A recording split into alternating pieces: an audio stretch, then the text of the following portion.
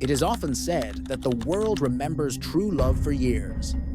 But today, we are going to tell you about a love story that wasn't true, yet the world remembers it. The reason for remembering this love story is its horrifying nature. It was so terrifying that it ended the lives of 7 people in one night. This is the story of Shabanam and Salim, the same Shabanam and Salim who chose such a terrifying path for their love that even today, people get chills hearing about it. What is the full story of Shabanam and Salim? Stay with us till the end of this video, and we assure you, after knowing the full story, you too will be shocked. This incident shook not just the families involved, but the entire Uttar Pradesh government. How did it happen? Let's find out in detail in this video. But before we proceed, don't forget to subscribe to the Crime in English channel and hit the bell icon. Now let's begin the story. This story is from Amroha, Uttar Pradesh, in the village on the night of April 14, 2008, there was an eerie silence everywhere. Most people in the neighborhood were in deep sleep. Around 2 a.m., some people heard a girl screaming loudly. At first, they thought it might be their imagination, but when they paid attention, they realized the screams were coming from the house of Shaukat Ali, the richest man in the village. Shaukat Ali was a college lecturer and highly respected in the village. His house was the most luxurious, spread over 9 acres. When people heard the screams from Shaukat Ali's house, they rushed towards it. Upon reaching, they found Shabanam, Shaukat Ali's daughter, screaming uncontrollably. People couldn't understand what had happened, so some decided to enter the house. As soon as they entered, they were shocked. Shabanam pointed them towards her father's room. When they entered the room, they found Shaukat Ali lying on his bed, covered in blood. They checked other parts of the house and found the same scene. Every single person in the house was dead. That night, there were 8 people in the house, and 7 of them had been killed. The victims included 55-year-old Shaukat Ali, his 50-year-old wife Hashmi, their 35-year-old son Anis, their younger son Rashid, their daughter-in-law Anjum, Shabanam's aunt Rabia, and their 10-month-old nephew Arsh. No one could understand what had happened. The only person who could answer this question was Shabanam, the sole survivor in the house. However, Shabanam was in such a bad state that she couldn't speak. People tried to console her, realizing she had lost her entire family in one night. When people saw that 7 people had died, they informed the local police in the middle of the night. The news of so many deaths at once shocked the entire police department. The incident was so big that even the state and central governments were informed immediately. Upon receiving the news, the local police team arrived at the scene. Understanding the seriousness of the matter, they immediately requested additional police forces. By morning, police forces from 10 nearby stations had gathered in the village. The forensic team also took over the house and began their investigation. During the initial investigation, when people tried to understand the matter from Shabanam, she said she was sleeping on the terrace when she heard some noise. She came downstairs and saw some people running away with axes in their hands. According to Shabanam, they might have been robbers who came to loot the house. After Shabanam's statement, the news spread throughout the city that dacoits had killed 7 people while looting Shaukat Ali's house. At that time, Mayawati was the chief minister of Uttar Pradesh. Upon hearing about the incident, she immediately announced compensation of Rs 5 lakh for Shabanam, the only surviving member of the Ray family. She also declared that no criminal involved in the incident would be spared. Despite Mayawati's statement, the uproar did not settle. Opposition parties started targeting Mayawati, making it an issue of law and order. Understanding the gravity of the situation, Mayawati herself decided to visit Amroha. The next day, she arrived at the scene via helicopter and assured Shabanam that the culprits would be found and given the strictest punishment. Mayawati wanted to give the compensation to Shabanam on the spot. but an officer requested her to wait until the post-mortem. Reports of all the victims were received. The investigation was then handed over to Inspector R.P. Gupta. He first inspected the crime scene thoroughly and then began questioning Shabanam. After a few questions, the inspector raised doubts about how Shabanam was the only one who survived. When everyone else in the house was killed, Shabanam replied that she was on the terrace, which is why she survived. However, the officer was not satisfied with her answer. The fact that there were no signs of struggle on the bed also raised suspicions about Shabanam. Still, the case was so sensitive that the officers did not say anything against Shabanam at that time and continued their investigation. First, all the bodies were sent to the local hospital for post-mortem. According to the post-mortem report, none of the victims had struggled, meaning they were either asleep or unconscious before the attack.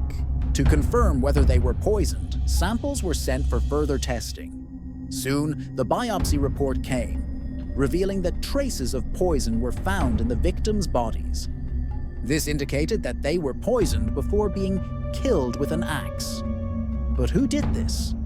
The only person who could answer this question was Shabanam, the sole survivor in the house. If Shabanam had been arrested and questioned immediately, the situation could have worsened. So, the police proceeded cautiously and first checked Shabanam's call records. The call records revealed something shocking. Shabanam had called a particular number 52 times on the night of the incident. When the police investigated the number, they found it belonged to a man named Salim. The investigation then turned towards Salim, and Shabanam was also questioned again. During the initial investigation, Shabanam had claimed that some people had entered the house through the terrace and killed everyone. However, this claim was proven false during the investigation. The door to the terrace was locked from the inside, and the terrace was 14 feet high with smooth walls, making it impossible for anyone to climb without a ladder. Some people suspected that the criminals might have used a ladder, but this theory was also dismissed as there was no evidence of a ladder being used. By now, it was clear that Shabanam's statements were false. The police could have taken strict action against her, but considering the sensitivity of the case, they waited for solid evidence. Meanwhile, an informant told the police that if they wanted to know the truth, they should arrest Salim. This was the second time Salim's name had come up, so the police decided to question him again. Salim had been questioned earlier, but was let go due to lack of evidence. This time, however, the police pressured him, and Salim finally confessed to the murders. He even handed over the axe he had used to kill the family.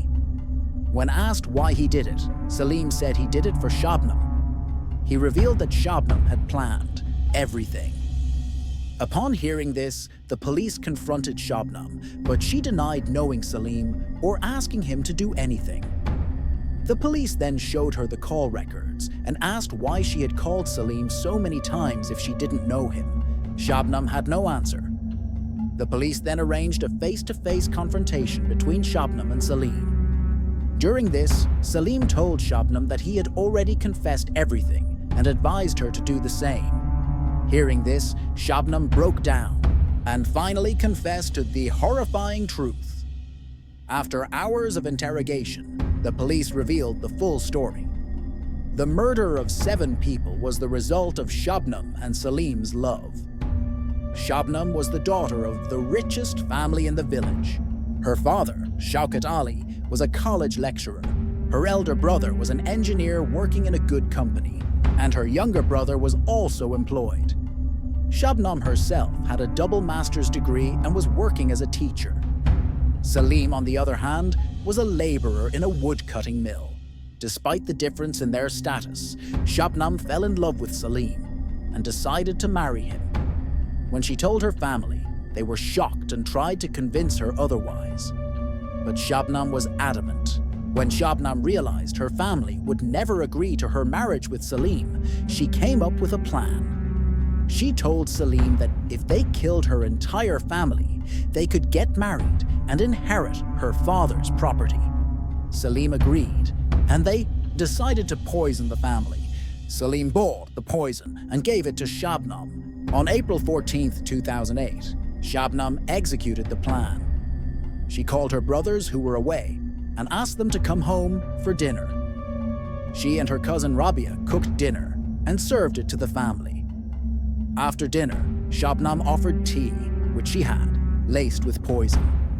Everyone drank the tea and soon fell unconscious. Shabanam then called Salim, who came and killed everyone with an axe. Shabanam even killed her 10-month-old nephew with her own hands. After the investigation, Shabanam and Salim were arrested and charged with murder.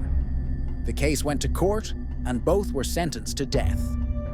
They appealed in the Allahabad High Court and later in the Supreme Court, but their sentences were upheld. Shabanam even filed mercy petitions with the president and the governor, but they were rejected. In 2021, it seemed Shabanam would become the first woman in independent India to be executed, but she filed another mercy petition with the Uttar Pradesh governor, which is still pending. During the investigation, it was also revealed that Shabanam was 2 months pregnant. She gave birth to a son in jail, who was later adopted by one of her college friends, Saifi. Saifi is now raising Shabanam's son as his own. Shabanam's son has also appealed to the government to convert her death sentence to life imprisonment. Now, it remains to be seen what decision the government and the courts will take in Shabanam's case. What are your thoughts on this story? Let us know in the comments. If you liked the video, please like and share it. If you haven't subscribed to the Crime in English channel yet, do it now. Stay tuned for more such true crime stories. Thank you.